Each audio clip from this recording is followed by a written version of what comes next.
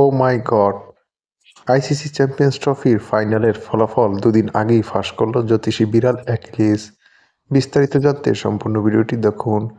দর্শক, ICC champions ট্রফির final match অনুষ্ঠিত হবে আগামী 9 মার্চ দুবাই আন্তর্জাতিক ক্রিকেট স্টেডিয়ামে বাংলাদেশ সময় বেলা 3টায়। আইসিসি চ্যাম্পিয়ন্স ট্রফি 2025 সালের ফাইনাল ম্যাচটি ইন্ডিয়া এবং নিউজিল্যান্ডের জন্য খুবই গুরুত্বপূর্ণ, কেননা উভয় দলের জন্য তাদের শ্রেষ্ঠত্বের প্রমাণের দিন। কেননা ভারত আইসিসি চ্যাম্পিয়ন্স ট্রফি সবশেষ 2007 সালে অর্থাৎ 18 বছর আগে জয়লাভ করেছিল। অপরদিকে নিউজিল্যান্ড প্রায় 28 বছর আগে আইসিসি চ্যাম্পিয়ন্স ট্রফির শ্রেষ্ঠত্বের মুকুট পেয়েছিল। তাই বোঝাই যায় এই ম্যাচটি উভয় দলের জন্য খুবই গুরুত্বপূর্ণ।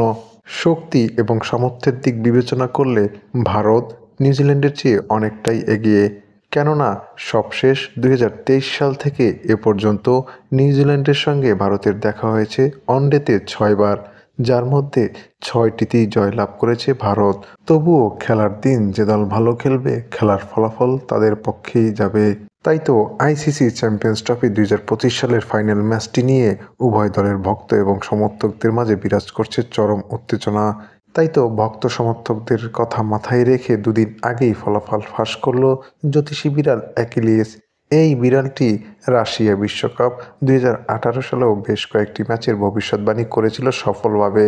আইসিসি চ্যাম্পিয়ন্স ট্রফিতেও তার ব্যতিক্রম নয়।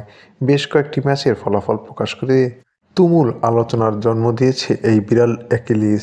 বিড়ালটির সামনে ভারত এবং নিউজিল্যান্ডের পতাকা রাখা হলে বিড়ালটি নিউজিল্যান্ডের পতাকাই তুলে নেয়।